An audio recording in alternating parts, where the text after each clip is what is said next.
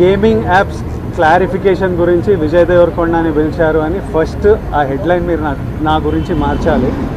ఎందుకంటే betting apps investigation తప్పకుండా నడుస్తుంది, కానీ మనని పిలిచింది వాళ్ళకు కూడా తెలియదు మన పేరు ఎందుకు వచ్చిందో.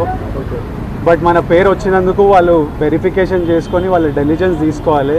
మనం చేసింది గేమింగ్ యాప్స్కి ఎండోర్స్మెంట్. గేమింగ్ యాప్కి బెట్టింగ్ యాప్కి అసలు సంబంధమే లేదు. గేమింగ్ యాప్స్ అనేటివి completely legal, recognised by the government, licensed as a business.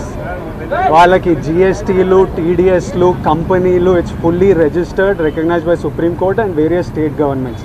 అది గేమింగ్ యాప్. అటువంటిది A23.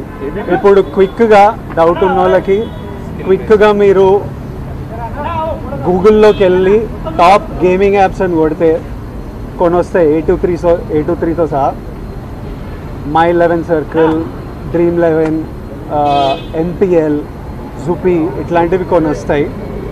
ఇవన్నీ రిజిస్టర్డ్ గేమింగ్ యాప్స్. ఇవన్నీ మన ఇండియన్ క్రికెట్ టీమ్కి స్పాన్సర్, మన ఇండియన్ ఒలింపిక్స్ టీమ్కి స్పాన్సర్, మన ఇండియా ఉమెన్స్ క్రికెట్ టీమ్కి స్పాన్సర్, ఐపీఎల్కి, ఎన్పిఎల్ ఒకదానికి అఫీషియల్ స్పాన్సరు, వేరియస్ కబడ్డీ లీగ్కి, వాలీబాల్ లీగ్కి అన్నిటికీ వీళ్ళు స్పాన్సర్ చేస్తారు. ఎందుకంటే these are completely legal entities. Indian Olympics టీమ్కి స్పాన్సర్ చేయాలంటే లీగల్ ఉండాలా వద్దా? సో ఫస్ట్ ఆఫ్ ఆల్ ఈ గేమింగ్ యాప్స్ని, ఈ ఇల్లీగల్ బెట్టింగ్ యాప్స్ని మీరు సపరేట్ చేయాలి. అది జర్నలిస్ట్గా మీ రెస్పాన్సిబిలిటీ.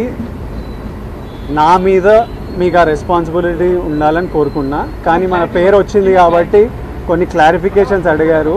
ఆ clarification account details, transaction details ఏంటి, ఆ కంపెనీ, అవన్నీ పంపించేసినాము. ఇంతటితో సమాప్తం. Thank you.